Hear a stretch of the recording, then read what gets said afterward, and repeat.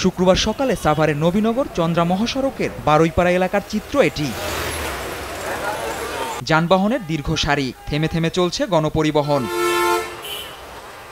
Truck, pickup van যে যেভাবে পারছেন রওনা দিচ্ছেন বাড়ির উদ্দেশ্যে। এতে মহাসড়কে বেড়েছে যানবাহনের চাপ।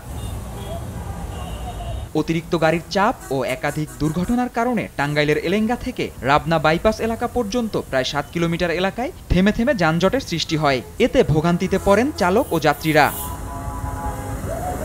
ঢাকা, চট্টগ্রাম ও সিলেট মহাসড়কের নারায়ণগঞ্জের অংশে চাপ বেড়েছে যানবাহনের। তবে নির্ধারিত সময়ে বাস না আসা ও বাড়তি ভাড়ায় বিপাকে পড়েছেন সাধারণ মানুষ। টিকিট পাওয়া যাচ্ছে কিন্তু গাড়ি নেই।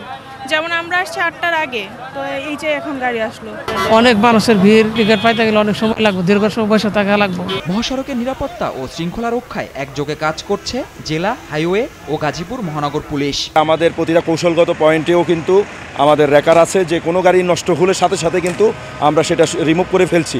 এছাড়া প্রতিটা পয়েন্টে আমাদের লোক আছে, যে কোথাও আমরা কিন্তু অবৈধ পার্কিং করতে দিচ্ছি না, কোনো গাড়ি অবৈধভাবে উঠানামা করতে দিচ্ছি না। শুক্রবার সকাল থেকে দৌলতদিয়া ফেরিঘাটে চাপ থাকলেও ভোগান্তি ছাড়া পারাপার হচ্ছে যাত্রী ও যানবাহন।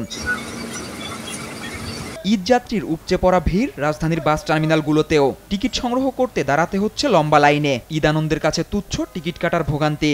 হ্যাঁ, আনন্দ তো অবশ্যই অনেক ভালো। যাচ্ছি ময়মনসিংহ, হ্যাঁ অনেক কষ্ট হচ্ছে, তারপর অনেক ভালো লাগছে। এত ভিড় ঠেলে যাচ্ছি, তারপর ঈদের জন্য যাচ্ছি, এটার জন্য একটা আলাদা আনন্দ।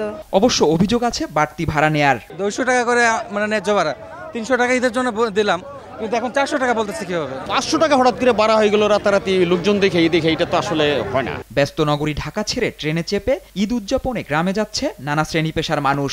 যথাসময়ে স্টেশনে পৌঁছাতে না পারায় অনেকেই দৌড়ে ট্রেনে উঠতে দেখা গেছে।